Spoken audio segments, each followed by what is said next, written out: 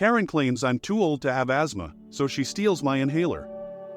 Here's what happened. Subscribe to I'm the Fool on YouTube and turn on the notification bell. This just happened, and I'm still deeply disturbed. Here's our cast: me, the arrogant mother, the spoiled child, and my father. A bit of context: I'm a teenager in Central Florida, where the heat is constant, especially during softball practices in a park. During a Tuesday night practice, while sliding into bases, I twisted my leg in a strange way, dislocating my left knee.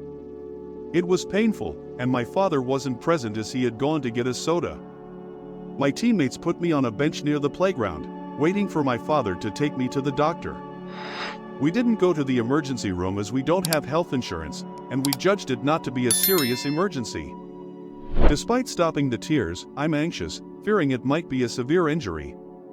I have asthma, but it's not severe. I only use the inhaler during sports activities, physical education classes, or anxiety crises. My inhaler was in the softball bag, and my best friend brought it to me upon noticing my anxious state due to the dislocated knee. That's when we encountered the arrogant mother and her kids. The older one, maybe 10 or 11, stopped upon noticing my situation. While the younger brother continued walking, he stopped when he realized his brother wasn't with him. They approached me, and the arrogant mother questioned what was happening. My softball best friend explained my injury during practice, but the arrogant mother, rudely, asked why I wasn't at the hospital. The argument escalated, culminating in the arrogant mother snatching my inhaler from my hand. I was shocked, to the point of more tears welling up as I struggled to breathe. My softball best friend tried to intervene, but the arrogant mother insisted the inhaler belonged to her son, downplaying the seriousness of the situation. At that moment, my father arrived, taking charge of the situation. The argument continued, and I could barely catch my breath. The confusion only increased, but the twist occurred when the innocent child, brother of the arrogant one, appeared with my inhaler. He had taken the object from his sister and was willing to return it. Gratitude made me hug the little hero, while the arrogant mother continued her unfounded accusations. The episode revealed the dark side of people in medical emergency situations. Karen, at least for a moment, realized her recklessness, but the lesson was learned at the expense of my suffering. Please restore my daughter's respiratory relief device or I will be forced to involve the authorities. Loyal softball friend of the police, you are acting foolishly. Mother with distorted attitudes, it's regrettable to see how today's youth lacks respect for the elderly. At this moment, the mother with distorted attitudes takes the inhaler from my hand. I am stunned to the point of feeling more tears, beginning to gasp due to the fear that it might slip away, and I won't be able to breathe. My softball friend, indignant, questions her actions. The mother with distorted attitudes, taking the vital object, turns to the annoying teenagers at this moment. My father, realizing the situation, approaches, asking her to return the item. The mother with distorted attitudes claims it doesn't belong to my daughter but rather to an authorized child, alleging she's too old to have asthma anyway. My father, not being small, with his stature and imposing presence as a former Air Force officer, confronts the mother with distorted attitudes. He calls her one of the stupidest people he has ever met. The mother with distorted attitudes, in response, asks us to leave them alone, accusing my daughter and her friend of stealing her daughter's favorite toy. The situation escalates with the mother with distorted attitudes suggesting that we should file a complaint. The innocent child intervenes, denying the accusations of the mother with distorted attitudes. My father insists that she returns the object, while the mother with distorted attitudes, in desperation, claims that my daughter is being dramatic. The argument heats up, and the mother with distorted attitudes, in an act of desperation, ends up grabbing my inhaler. At this point, my father is bewildered by the situation, and I, still gasping, barely notice the presence of the innocent child. Suddenly, he appears in front of me, offering the crucial object. Relief is overwhelming, and gratitude leads me to hug the little hero after regaining my breath. The mother with distorted attitudes, in a final act of desperation, accuses my father of assaulting her son. I'm exasperated with this woman, just watching. While the title narrates the boys crying, the mother with distorted attitudes becomes furious, and the innocent child suggests that we run. My father, driven by emotions, picks me up, and that's what we do. The son with distorted attitudes tries to restrain his mother, which surprisingly works, as this boy is quite tall, and his mother is small. My softball coach shows up to help, and we manage to get to the mobile clinic. My knee is relocated, but we still don't know the diagnosis, scheduling an MRI for the next day. We know that people with distorted attitudes are always irritating, but when they are at the height of their foolishness in a medical emergency situation, it's hard to comprehend. Apparently, she knows enough about asthma to claim that I'm too old to have it, downplaying the seriousness of the situation. The episode reveals the dark side of people in moments of medical crisis. Karen, at least for a moment, realized her recklessness, but the lesson was learned at the expense of my suffering. I don't understand how you can't control your emotions a bit more. All I can say is thank you to the boy for standing up to his mother. You really have no idea what it meant to her to get that inhaler back. The amount of relief she experienced in having it back was completely overwhelming. Unfortunately, it seems that this boy will have to deal with the consequences of his mother for a long time. I hope that next time, it doesn't involve someone in a medical emergency. In a similar situation, my mother was involved in a car accident and fled. We were going to school when she made a turn without looking properly, hitting a fellow student who was on the bike lane on the opposite side. Our car passed over him, and I heard his screams. Although I didn't know him personally, he was in a different year at school. After the incident, my mother kept driving, ignoring my suggestions to call the police or an ambulance. She insisted that he swerved and hit her, claiming that we shouldn't call the police if we hadn't done anything wrong. Later, I saw a picture of him in the hospital on Instagram. He was seriously injured and looked distressed. I feel terrible about the situation, unable to eat and with a constant feeling of nausea. It seems that my mother made a big mistake, and I feel guilty for not saying anything. I'm not allowed to tell my dad about this, as my parents are divorced, and sharing information with him could result in legal consequences for me. I'm in a dilemma about whether to tell my dad or not. This situation is distressing, and the post mentions that the boy is 14 years old, implying that he has enough intelligence to understand the gravity of his mother's actions. I understand his obligation to protect his mother, but at the same time, I acknowledge that it was a genuine accident. However, I can't justify evading responsibility after such an incident. Even considering financial difficulties, I believe it is imperative to deal with the consequences properly. Regarding another story, it's about my sister-in-law and her useless boyfriend. My sister-in-law is my wife's sister and is an amazing person. Her boyfriend, who lost his job due to the pandemic, is living with us without paying rent until he gets back on his feet. The useless boyfriend, however, suggests that they should continue living with us for free.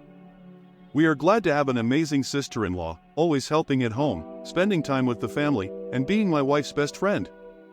Unfortunately, the same cannot be said about her boyfriend, who spends the day locked in his room playing video games. He complains about the food, only recently agreed to contribute to the high-speed internet, and makes it clear how much of an imposition it is to live in our house without paying rent. My sister-in-law finally got a full-time job last month, and although her finances are still a bit disorganized, things are improving. She mentioned that they plan to move in the spring. Honestly, I won't miss her useless boyfriend. What matters is that he's on the outside when the door slams shut, as long as he's on the other side. Our eldest son, 23 years old, moved to an apartment about 30 minutes away in the fall of 2019 to be close to work. Fortunately, he retained his full-time job. In the fall of 2020, he renewed the lease for a small but nice apartment for another year. Recently, an amazing job opportunity arose for him, even though it means moving to a more distant location. We are happy for him, but the biggest issue is the lease that still has 10 months left. He talked to the landlord, an understanding guy, who agreed to let him out of the lease once he could rent the apartment to someone else. However, due to the current COVID-19 situation, the market is slow, and the landlord is unsure how long it will take. I don't blame the landlord, he's being fair and willing to terminate the lease as soon as possible. Our sister-in-law adjusted her moving plans, and the useless boyfriend agreed to leave the apartment on February 1st, paying for February and March. They would take over the rent in April, giving them 2 months to organize their finances. Additionally, this move benefits the sister-in-law, shortening her daily commute by 10 minutes. Everyone is happy with this arrangement except the useless boyfriend. He complains about the apartment size, the cost of food and utilities, things he used to have for free. He claims that we should pay the entire rent, considering they are doing our son a favor. My son reiterated his offer to pay for February and March and take over payments in April, but that's not enough for the useless boyfriend. He believes our son should pay the rent for the next 10 months and let them live with the sister-in-law for free. I was outraged by his attempt to take advantage of our son, who is his nephew. After months and months of hearing his complaints about his suffering while others paid for everything, she finally had enough of the useless boyfriend. I like this place, so I'm moving out, but you're not. When we get home, you're packing your things, and I'll take you to your mother's house. No more free rides. We're done. Our son called with good news on various fronts as they drove home. Instead of 30 minutes, it took them an hour to get home, and we were a little worried. We called, and she confirmed that everything was fine. So, we started assembling moving boxes so he could start packing immediately. Why delay the party? He walked through the door to find everything he needed to pack. Apparently, on their drive, the useless boyfriend was whining and complaining about the breakup. They stepped in strong to talk for a bit, but he said something that scared the sister-in-law, and she asked me to take him to his mother's house. We were more than happy to do that. We drove about an hour to his mother's house without speaking. I helped him carry his things to the porch, and out of politeness, I extended my hand wishing him luck. He stared at me and didn't say a word. Nothing like "thank you for letting me live with you for almost a year for free" or "tell the sister-in-law I'm sorry." Just looked like the petulant child he is. The sister-in-law is doing very well, and we will miss her moving, especially our son going away. However, a useless boyfriend will miss him as much as we'll miss last week's recycling. At least recycling can be turned into something useful. This guy is truly an idiot, a word that fits perfectly to describe him. Your useless boyfriend's summary seems to be quite accurate. It appears he wanted a free ride while sitting around playing video games. Even after they left, he expected the sister-in-law to continue supporting him forever. It doesn't seem like he was doing anything to find a job or contribute in any way at home. Just a waste of space. I fully support enjoying free time, playing video games, and doing whatever you want with it. However, there are still other responsibilities, especially when living for free in someone else's house with your girlfriend. It would be expected for him to show that he can support her and make things happen. Now, it seems the sister-in-law is doing very well, and I'm glad to hear that. Let him be his mother's problem from now on. It seems like that's where he can be happiest. As for the guy demanding that I move 30 bags of concrete for him, he doesn't know that I don't work here. I live in Australia, and we have a hardware store chain called Bunnings Warehouse. Imagine a hardware store for everyone, both tradespeople and the average Joe. I was a teenager at the time and was dressed in work clothes, working for a carpenter. Steel-toed boots, work pants, and my company's black button-up work shirt. Our company puts our logos on all these things for privacy reasons. I can't display the logos, but these are the basic shirts. Now, the people working in this hardware store wear red polo shirts with the company logo in green. I was assisting my boss as he entered the store, as I was in the wood department collecting concrete bags for the foundations we were about to lay. I was moving the bags, one at a time, to my boss's work truck. These bags weren't very heavy, about 20 kilograms or 45 pounds, but I preferred to move them individually. The walk wasn't long, and it was early in the day. The last thing I wanted was to get hurt before even starting the actual work. I was on the 6th bag out of 13 when this man approached.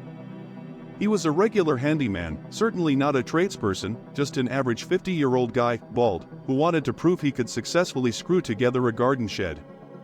He was eyeing the stack of concrete bags and asked about the different types available for various purposes, like quick-setting mortar and cement. Then, he questioned me about which concrete he should use to set some fence posts. I explained to him that quick-set would be ideal for his needs, considering he needed to ask about the type of concrete. I figured he didn't have experience in this kind of work, so I gave him the basic information: dig the hole, pour the bag directly into the hole, water it with your hose. That's simple. He thanked me and seemed to have no issues. I grabbed my next bag and began taking it to the truck, and this is where the situation gets interesting. He asks, "Where are you going?" At this point, I'm quite confused and respond, "Oh, I'm putting these bags in the back of that truck over there." "Any problem?" He replies, "Dude, my car isn't over there. I'm the white Camry." There are always those guys in the white Camry at Bunnings. Any trot-eye who goes to Bunnings knows exactly the type of person I'm talking about. I stand there trying to understand what's happening. He asks again, and I realize he thinks I work there. I apologize and explain that I don't work there. I'm getting concrete for my job, and my schedule is tight. However, he doesn't seem to believe me. He says, as he walks away, "You better have all 30 bags in my car before I get back. Step on it." Well, my dear friend, be careful what you wish for. No matter if I was busy, this was the new priority. Here's where the malicious part of my story comes in. His exact words were, "You better have all 30 bags in my car before I get back." His car had a trailer, and I knew exactly what he meant. I tried to argue otherwise, but he wouldn't listen. I needed to move. I started moving the bags 2 at a time, placing them all over his car, 12 on the hood, 6 in the trunk, and the rest perfectly covering the roof. I saw him come out, and that man's jaw dropped. He almost had a heart attack seeing the state of my car. He frantically asked, "What did you do to my car?" With a grin from ear to ear, I replied, "I put all 30 bags in your car, just like you asked." Laughing like a child. After many shouts, I suggested he could figure it out himself, as I was running late, and my boss was impatient. Although he was upset, at least the car seats were now significantly closer together. I stood up to leave, starting to move the seats. Heading back to my car, I heard his cry about the concrete bags. He explained that if they weren't supported from underneath and were grabbed by the sides, they could split in half, spilling the contents. I watched as he broke a bag in half trying to remove it from the roof, spilling concrete all over the car. Despite that, he managed to complete the job but not without splitting 3 more bags. His car was covered in concrete dust as I left him there, admitting defeat. "That one's on you, Camry guy." Kind of petty, I admit, but I find it very amusing. You could have just driven away, but you chose the entitled option. Respect for having worked in retail and understanding the hardships. Many retail workers would love to be able to do what you did. You kind of made him understand what he deserved, considering his sense of entitlement. The cherry on top was the bag splitting, and he had to deal with the entire mess, plus probably having to buy 3 more bags. It shows that you need to listen when people respond, and you can't just shout orders, expecting them to be followed. Thank you all for watching the video until the end of my HistoReddit channel. I'm very grateful for the support. If you enjoyed it, share it with your friends and family. Don't forget to subscribe, leave your like, and activate the notification bell to not miss any content. Your participation is crucial. Thanks again, and until next time.